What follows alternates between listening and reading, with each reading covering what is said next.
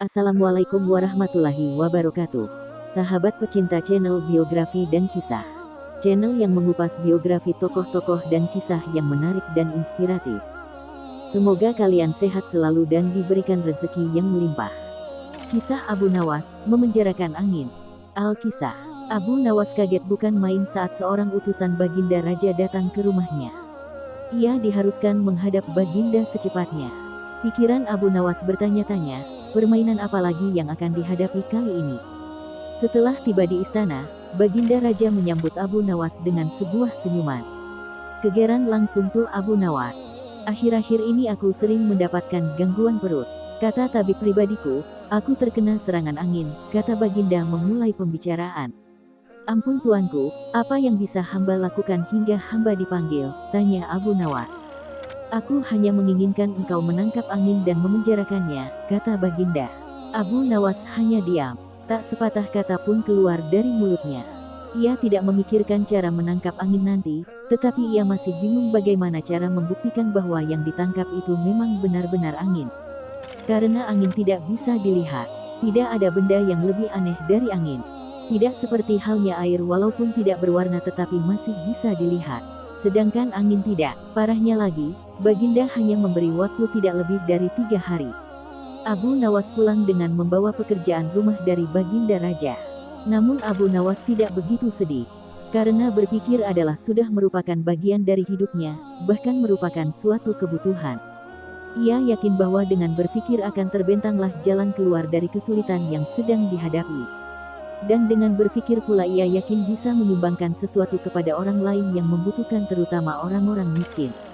Karena tak jarang Abu Nawas menggondol sepundi penuh uang emas hadiah dari Baginda Raja atas kecerdikannya.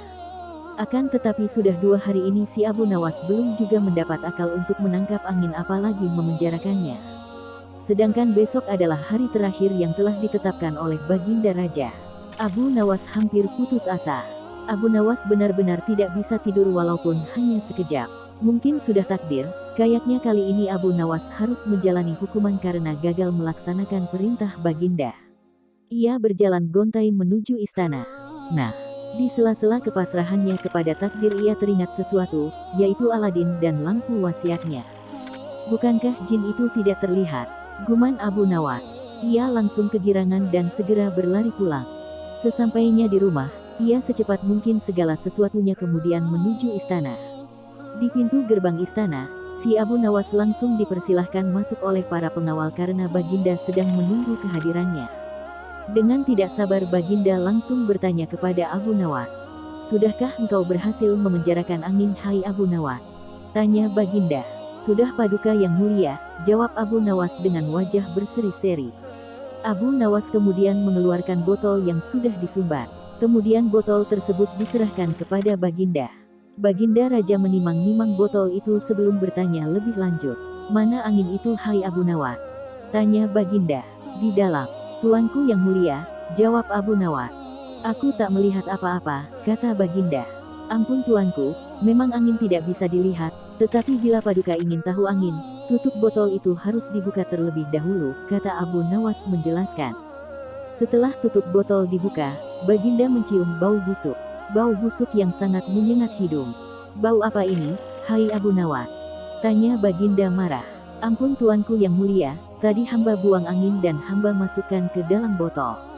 Karena hamba takut, angin yang hamba buang itu keluar. Maka hamba memenjarakannya dengan cara menyumbat mulut botol, jelas Abu Nawas. Akan tetapi Baginda tidak jadi marah walaupun sudah mencium angin kentut Abu Nawas karena penjelasan Abu Nawas memang masuk akal. Untuk kesekian kalinya Abu Nawas selamat.